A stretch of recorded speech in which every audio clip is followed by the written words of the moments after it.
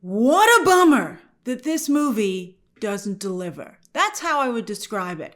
Because, the first one was a masterpiece. And what's interesting? This movie is about largely a courtroom scene trying to break down Arthur and to understand why he did what he did. And I think this spoiler review, I surprised myself when I was writing out my notes. This is like my breakdown of why Todd Phillips did what he did with this sequel. I think it's a really interesting discussion. We're going to go some interesting places. And I'm excited to take this journey with you. Get comfortable. All right, so I cannot believe that Todd Phillips actually thought it was a good idea after doing the impossible, and that's make Joker sympathetic, that he decided to turn around and call him a loser. He actually called him a loser in the sequel.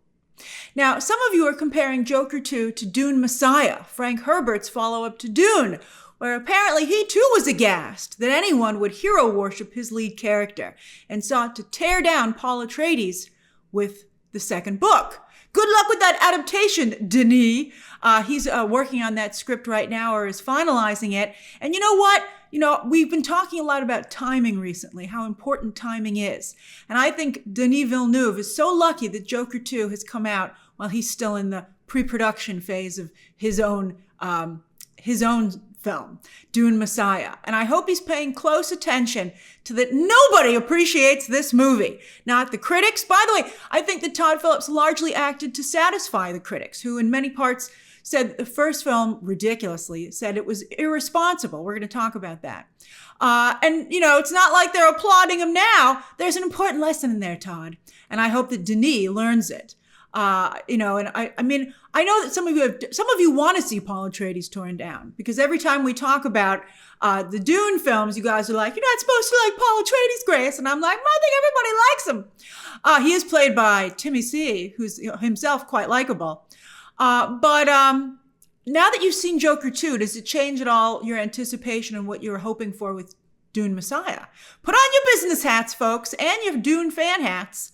I'm very curious to see how that situation evolves. But again, pay attention, Denis. Pay attention to what is happening here. Witness. All right, so it seems that here that Phillips is condemning Joker worship in any form. He's like, nobody should ever like the Joker, which is why he seems to allude to the idea again that Joker is an idea, psychosis, folie à deux, that is passed from one individual to another. But it ends up not being passed to Harley Quinn. That was originally going to be the case. I had heard, as I've seen that a couple of other scoopers have, that the original plan was for Harley to kill Joker and to take over his movement. And oh boy, I'm glad they didn't do that. But instead, it's another inmate at Arkham who, after he kills Joker because he's upset with Joker, although Lee's upset too, everybody's upset with Joker for abandoning, Arthur for abandoning the Joker persona. So the other inmate kills him and seems to take on the Joker persona himself, not only laughing out of focus behind Arthur's body, twitching body, but carving up his face a la Heath Ledger's interpretation. Leave Heath Ledger out of this, man. Whatever problems you're working through, Todd, you don't need to bring poor Heath into this. So I'm getting pretty tired of this. So comics have been criticized since they were created for infantilizing their readers. I mean, let's just totally ignore the fact that comics were helpful to a lot of immigrants at the time learning to speak English. Comics have a fascinating history.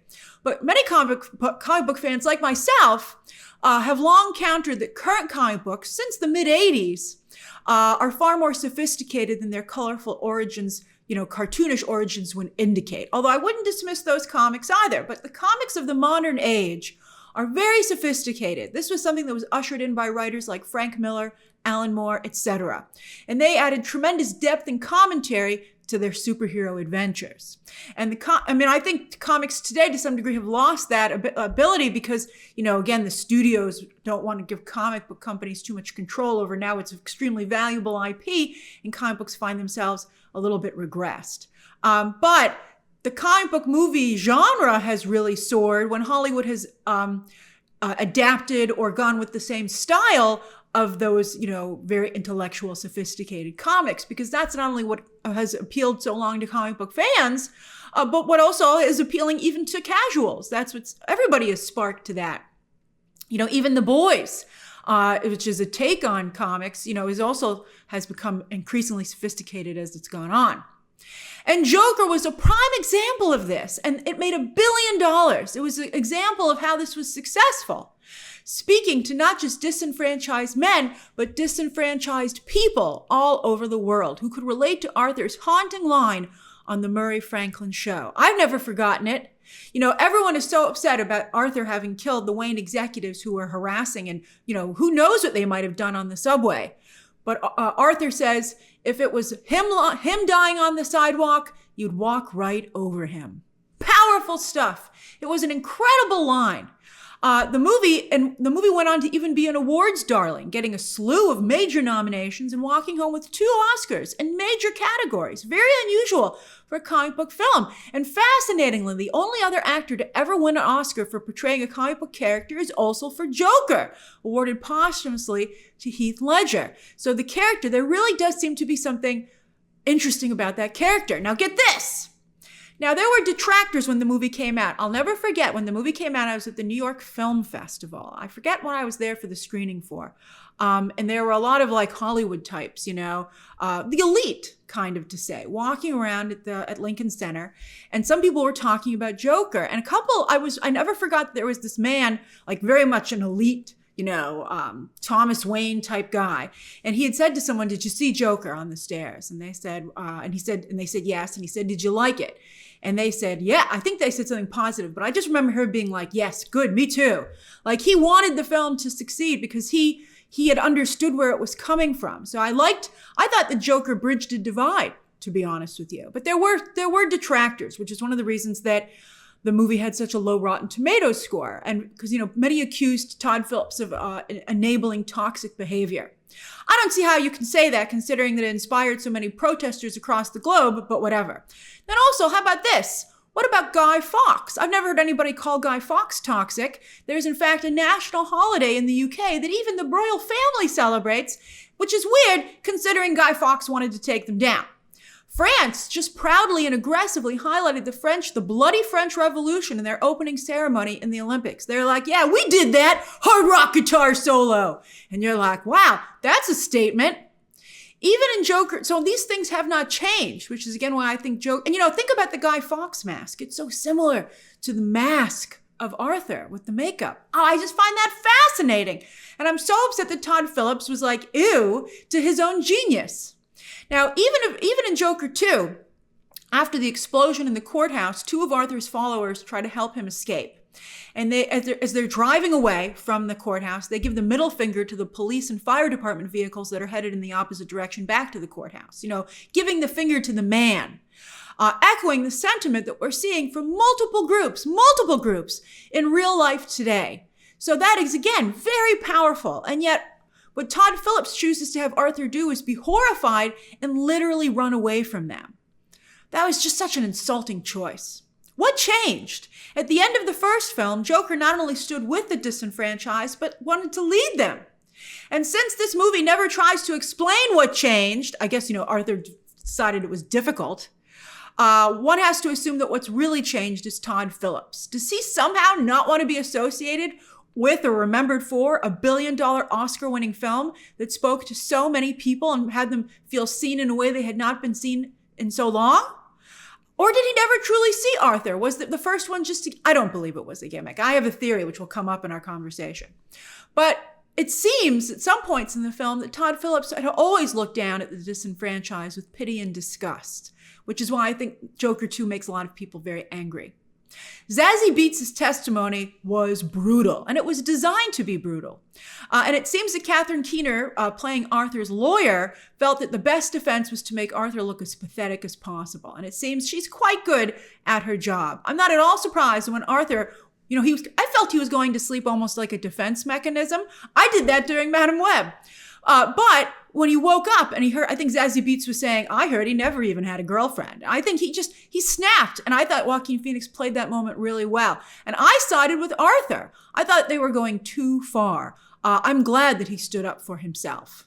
Now, I want to be clear. By the way, you can explore these themes without condoning the behavior. So let's talk about that. To be clear, toxic behavior, and also crime and murder, which Arthur had committed, is of course wrong and cannot be condoned. Arthur had horrible things done to him, but he handled those things in the worst way that he possibly could. What he did was wrong. And that's why I said that the sequel with Arthur's defense reminds me so much of the current season of Monsters, exploring the Menendez brothers, particularly because they both have the same, argument of self-defense against childhood abuse.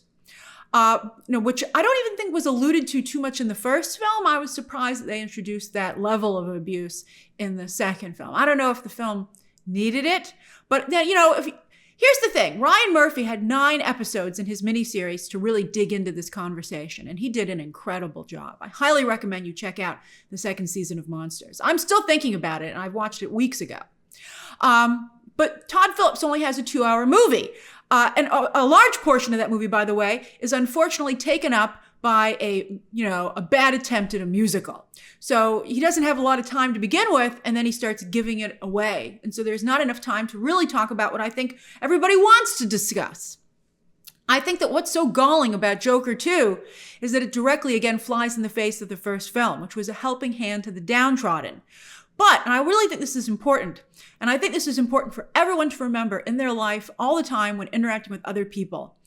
Dignity is one of the most important things to a person's self-worth, which is why no one wants to be pitied. One of the things people often say is, don't you pity me, right? And yet here is Todd Phillips revealing himself to be pitiful of the downtrodden, apparently having looked down at them, again, as I said, the whole time. He doesn't understand them, and he argues for mercy for them, not because he asks you to understand them, but because he says, hey, aren't they pathetic? He's no longer Joker. He turns himself with the sequel into Murray Franklin.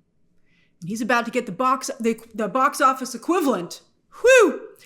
Also, Todd Baby, you're making a comic book movie, and people showed up to see Joker, who, after his origin story in the first film, should be going full throttle in the sequel. And for brief moments, Joker does show up, and this movie at those moments is excellent.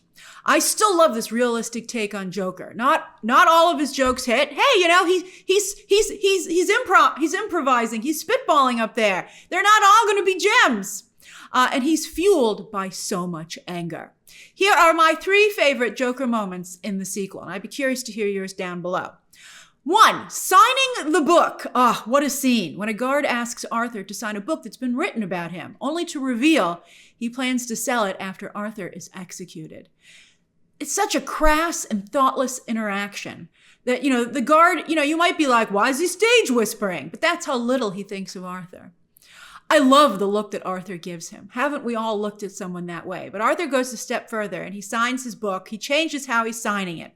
Now, it's not a joke in the typical format, but Arthur's frankness and how he truly feels, his disgust and anger and how blunt he is, that's what elicits the laugh. And it's a brilliant alternate take on what it is to be Joker and to get a laugh. I just thought that was incredible. And to laugh with Joker, I think, is an amazing feat. There's a lot of talk about how Arthur's Joker mask is freeing. And I think about it, and I wonder if that's actually similar, this is also amazing, to the anonymity that the internet provides. Are our avatars our Joker masks? For those of you who have not your name and not your face next to your social media accounts. And some people do take on totally different personas as they think that they are free from consequence, as Arthur seems to feel when he has the Joker makeup on. And yet this is a movie about consequence. Isn't that brilliant? If only Todd Phillips had dropped the musical part and embraced these really interesting ideas. 2, the Patty Myers interview. I thought this was great. And they could have just made it a repeat of the Murray Franklin interview, and I appreciate that they didn't. I really like this scene, not only because you see glimpses of Joker, but also Patty's disrespect I thought was interesting. And it makes Arthur act out. And Arthur's lawyer should have realized that was a sign of how he'd react in court when she was making him look horrible. And so it made me feel like maybe she wanted him to act out in court, or she's a horrible lawyer. She thought maybe it would help with the insanity defense, but then I wish that had been made more clear. Was she intentionally baiting Arthur? I mean, it seemed like she was. It was just so horrible, the things that she was having said about him in court.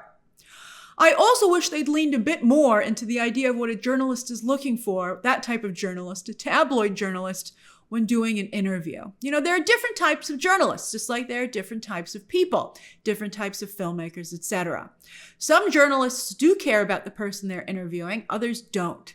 And this journalist didn't want to help Arthur. He just wanted good TV. And I thought that was very interesting, but he was still doing it in a very professional manner. He wasn't an idiot. Patty Myers wasn't an idiot.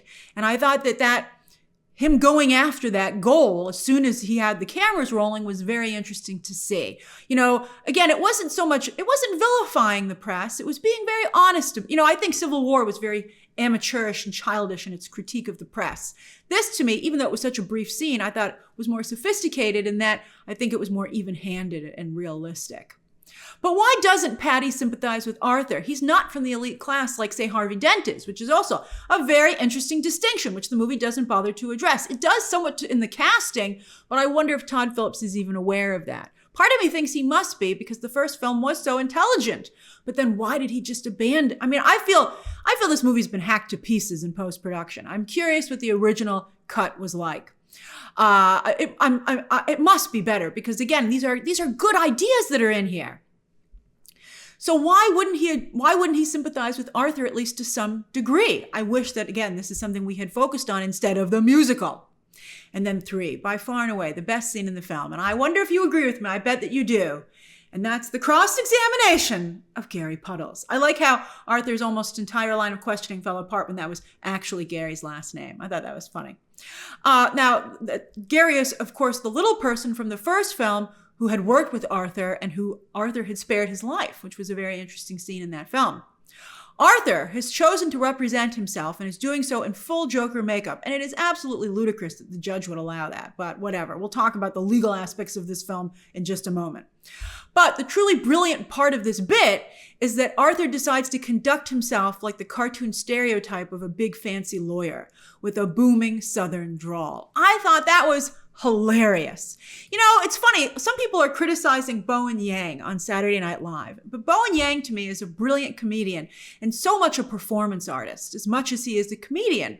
And, you know, not everybody gets his jokes, which is fine, but I wish people would not be so aggressive against it. But, you know, there's a similarity to this version of the Joker as well, which I think is very, very interesting, the performance art aspect of it. So I don't think everyone's going to think that the cross-examination is as funny as some of the rest of us do, but I thought it was hilarious. Arthur is childlike because he never fully matured due to abuse and also lack of life experience. So it's as if he's playing courtroom drama, complete with dropping his act now and then to try and get his friend to play along properly. Like, come on, Gary, this is what you're supposed to say. And I thought that was really amazing. But this is where it gets even better. This is a great scene. The fact that this scene exists in this movie is infuriating because you're like, well, I know there must be more. What'd you do with it? Gary is mature, right? But it's so interesting because he's a little person. He seems like the child to the adult, but in fact, it's the reverse. I love it. Gary is mature, but he also, or at least was, Arthur's friend. And so to see that complexity play out is truly incredible, down to Gary having to explain why they aren't friends anymore. And Arthur realizing, to the best of Arthur's capabilities, because again, he is not mature, that maybe this isn't a game after all. I mean, that was an incredible sequence. Arthur is clearly mentally ill, by the way, and that a good chunk of the movie tries to argue that maybe he's not is absurd. And I would only forgive it if, like in the Menendez Brothers miniseries, it was a commentary on how there's a lack of real empathy in the judicial system. I would be like, oh, that's great. But here you were just like, what ridiculousness is this? Todd Phillips doesn't understand mental illness. He doesn't understand the legal system. He doesn't understand musicals, and he doesn't understand female characters. And yet all of these things are in his movie. And the hubris of not to go to outside sources and ask for advisement is shocking to me. It's like, he's like Arthur, playing at these ideas that he doesn't actually understand. And this is where I had my epiphany. Many of you felt that maybe Phillips was a toxic, well, I don't know if I think we've gotten into trouble with the toxic label. So perhaps Phillips outed himself as a disenfranchised man, let's say, or with a lot of similarities in his thought process, right? Yet instead of saying, hey, I'm doing the Lord's work, I'm explaining that viewpoint and giving it nuance, depth, and I'm humanizing it. He was doing great stuff. I thought it was really important work that he did with the first film. But here, it's like with the sequel, Phillips is like, oh, what are you talking about? That's not him at all. And he's trying to distance himself from that group by being cruel to it. It's the weakest type of behavior that you often see. You see it in movies about high school, talk about immature. Where, I mean, I guess, what is life but high school? But, this idea that someone, they try to distance themselves from something that's considered uncool in an effort to protect themselves, but they're not fooling anybody, and they just make themselves look sad and pathetic, and they betray their own group. All right. So anyway, this theory also makes sense when you think about how he handled Harley Quinn. Now, we know that a lot of the Harley Quinn material was cut from the film. I mean, we saw it being filmed. We saw it in the trailers. It's not here. So maybe at one point, I'm sure at one point, this film had more nuance and also depth. Why else would Lady Gaga have signed on? I feel very bad for Lady Gaga. And, I think that she deserves a lot of credit for promoting this film with a smile on her face, put a smile on your face, and not turning on it. I mean, who knows what she'll have to say down the line, but she's really worked hard to still to be a team player, maybe perhaps even going further than she should. Because I think that it's very disappointing, as I said in my non-spoiler review, to see a character like Harley Quinn, who has done so much to discuss toxic relationships and abuse and, surviving that and becoming a stronger person as a result, to see her turned into such an unlikable and unsympathetic character. At one point, I had told you that they were going to flip the script on who was the abuser. But they didn't even really do that. I mean, it's done in such a poor way that I can't even get behind the intellectual feeling of, well, what if we flipped it? Like, for instance, I was wondering, why would they let a pyromaniac have matches in Arkham? I was like, boy, the B-Wing is lenient. But it turns out Lee isn't a pyromaniac. That's just a story she told Arthur. She's not even insane, well, enough to be committed. Instead, she's the daughter of a wealthy Gotham family who, eager to capitalize on Arthur's fame, checks herself into Arkham so that she can meet him. Arthur's lawyer says Lee studied psychiatry at one point, but she hasn't done anything with it in life or in this movie. I mean, her manipulation of Arthur is like pretty standard. I mean, there are a lot of ladies. I mean, I don't want to highlight some of the, I think that, yes, of course, both men and women are cruel to each other and that there are toxic relationships. But because of the space that the Joker movie exists in, where so many men, I think, have been wrongly led to believe that all women are horrible because it has enriched the people who are pushing that lie, I was disappointed to see that continued in this movie. But, it's pretty standard manipulation. There are, people, both genders doing these exact same tricks to people, and they did not go to graduate school to study psychiatry. She doesn't pull a Hannibal Lecter on Joker. But Joker did, by the way, pull a Hannibal Lecter on Dr. Quinzel in the comics. Very sophisticated. And that was like the animated series, and it was sophisticated. How is Lee able to get so much press so quickly? How does she seem to move around Arkham freely? Like, the guards are so nice to her. You're like, what is happening? And in the courthouse, they let her into the courtroom after the trial had started, and she didn't even have to say, like, well, I'm his girlfriend from the news, right? I mean, I would think that guard would get in so much trouble for letting her into the courtroom after it already started. And it was a popular case that was being broadcast on television. I would think there would be no empty seats, and once the doors were closed, the doors were closed. So this was just, you were just sitting there being like, is she like bribing people? Is she throwing her family's money around? It's never explained. And I wish that it had been. I would have loved to have seen what they say she's like from the upper east side of Gotham, whatever. I would have loved to have seen her apartment and what her life was like and what was going on there. And if she's rich, by the way, that totally takes away all the symbolism and nuance of the scene where she takes the television. I mean, then it just becomes awful. And I'm very upset about that because I thought that was going to be a powerful scene. I also think it was extraordinarily cruel that she told Arthur she was pregnant when he tried to break up with her. We all knew it wasn't true. I don't think she was pregnant.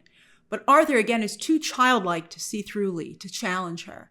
And yes, even men have dreams of living happily ever after. And so I just thought I was gutted that she did that to him. Like at the end when he says, we can't break up, we're going to have a baby. I was like, oh, Arthur, why is no one helping you? And that's what I guess the movie is still to some degree making that point. But at the first movie, it seemed like Todd Phillips was helping Arthur. But now it seems even his own filmmaker has abandoned him. While men often get the most attention for being disenfranchised, anyone can be disenfranchised, including women. And I'd have preferred for this movie to make Arthur and Lee a Bonnie and Clyde type couple, as the advertising campaign seemed to promise. In real life, Bonnie and Clyde committed horrific crimes, but were still celebrated by the public because the public hated the banks that Bonnie and Clyde were robbing. They hated the establishment as well. And that's fascinating. And how can you not take that opportunity to comment on that in this film? Again, I can understand the argument for not encouraging bad behavior, not wanting to. But you know how I see these movies? I see them as a warning to the elite to not test history to repeat itself. You know, why is nobody worried about that? A famous saying is that there's nothing more dangerous than someone who has nothing to lose. And yet I feel the elite constantly forget that. I did like the early scenes between Arthur and Lee. And I thought that after Lee starts that fire, she was horrible lack of security and B-Wing. But when they're running around the grounds at Arkham, that sequence I thought was really beautiful and charming. And later, Arthur is accused of trying to escape in that moment. And he mutters, "We weren't trying to escape." He's like, "I was on a date," basically. And I wish this movie, again, would have focused on the lack of empathy and understanding there is from those treating and looking after the mentally ill. Like the first film did, when he was having those, government sessions with the government's, like the state psychiatrist, saying all he has are bad thoughts and stuff like that. I also thought it was beautiful when he was in confinement and he was dreaming of Lee. Again, underscoring that men are drawn to romance as well. That's just really, really, really poignant. And I wish that scene had been longer to better make that point. I mean, if you're going to make the point, make the point. But that was all in Arthur's mind, because in real life, when Lee snuck into his cell, she forced him to put on makeup before they could be together. And the award for saddest sex scene goes to Todd Phillips. And I thought, again, that was so cruel, because she claims she wants to see the real him, and it had seemed like it was empowering in the trailer. But when you see the actual scene, clearly Arthur is the real person, the soft, vulnerable center under the makeup that is the armor. Is Arthur a split personality? That seemed to be one of the big questions of the movie. That's what the opening cartoon seems to insinuate with his shadow a la Peter Pan. Interesting choice there. Again, because I told you Arthur's very childlike. But he does not that he refuses to grow up. Arthur was never given the chance to grow up. Oh, so sad. But, the shadow is the one that took over during the Murray Franklin show and did all those horrible things. I don't think that the rest of the movie sells that they're two different people. So I don't believe it, no matter what the short says in the opening. But I did enjoy the animation. I'll take whatever 2D animation I can get. And I did think it was very well animated. To me, though, what really stood out was how Arthur, in his makeup, not just walked, but strutted. The walk that he did. I just was captivated by that. And again, it underscores the importance of dignity and respect to a person's self-worth. And that's what the mask, the makeup, gives Arthur. What about the music? I think it's quite telling that we're so far into my spoiler review and we're only talking about the music now, because it adds absolutely nothing to the film. The song choices are clever here and there. The classic Hollywood references are fun. I liked seeing that film when they were watching that on movie night. But as I said in my non-spoiler review, whenever they start singing in this film, the movie just stops, when instead, that's when it should be soaring. I'm hearing so many stories of people in the theater groaning or getting up and walking out when the singing starts again. And that's because, again, as I said, it feels like the movie just grinds to a halt. And just when you felt things were starting to get going, it just keeps stopping and stopping and stopping, and it's infuriating. There's no I Want song sung by the lead character in the first act. There's no villain song, which I guess maybe Lee could have sung. There's no romantic duet, etc., etc. Howard Ashman could have done something brilliant with this, and I think Pasek and Paul also could have delivered. But instead, Phillips decides to go with a jukebox musical. I guess that's easier, but come on. I'm sure that they got paid a ton of money to make this film. And I think Warner Brothers should have demanded that they make more of an effort. Although, again, we don't know. Earlier cuts of this film I heard were quite good. So this is just the shredded up thing that's left. But you can't do a jukebox musical, unless you have incredible production numbers like Baz Luhrmann does. That's how those are sold. Here, the musical numbers are also extremely short, barely longer than what we've seen in the trailers. The only musical moment that I appreciated was seeing Joker tap dance, because he just seemed so at peace, like off in his own world, his own little fantasy, and he imagined himself again to be so debonair. I think that's very touching and very relatable. I thought it was interesting. As for that ending, my biggest question about the ending is who was there to see Arthur? Because, he got up and was called away because he had a visitor. Was there even a visitor, or were the guards in on it? That's something that one has to wonder. Because how do you not have a shot of whoever was waiting for him? I really wish that they had also clarified that. Was there nobody there and it was another lie and everyone had truly turned on him? Or was there one person who still cared? Wouldn't it have been amazing if it had been Gary? Oh, that would have made a big difference. That was another interesting part of the movie, though, how the guard situation developed. Like, you thought at first that they liked Arthur, but it turns out they were truly only amused by him. I thought it was very sweet when Arthur gave that other inmate a kiss. Who, it was supposed to be a cruel joke, but that inmate said he'd never been kissed, and so Arthur obliged. I thought that was a very beautiful, sweet moment. But then when Arthur insulted the guards on television in court, they turned on him. And another powerful moment in the film is when Arthur makes a joke right before he's, it's only insinuated, but he's assaulted by the guards in the shower. Because what else can he do in that moment but make a joke? Also, again, Arthur doesn't understand. His inability to understand, I think, was highlighted even more here than it was in the first film. That's an interesting choice. But again, if you're going to make that choice, you have to fully make it. Brendan Gleeson does a fabulous job, as I think does Catherine Keener as Arthur's lawyer. I thought it was interesting that after he met Lee, Arthur kept kissing his lawyer all of a sudden, like a child. I don't think it was malicious or it was obviously unwanted, but I think that, again, like a child, this new world had been opened up to him and he was very excited about it, but he didn't understand the boundaries of it. And again, I think Steve Coogan was also able to convey a lot with his journalist, even though it was a very short scene. All of these people are pushing Arthur, but they're pushing Arthur for their own self-interests in ways that benefit them. Even Lee is doing that. No one, again, as I said, is acting in Arthur's best interests. Even his lawyer, which I think is very interesting. That's truly sad. Lee was supposed to be the sympathetic character, the one who understood him. And for a moment, it seemed like she was. I did like when she confronted his attorney in the court, outside the court with all the reporters and said, you're making Arthur look like a fool out there. But then they ruined it because it seemed that Lee just wanted the attention from the press. When everyone walks out of the courtroom after Arthur says he doesn't want to be Joker anymore, I wonder if Phillips realized that might also happen in theaters as well.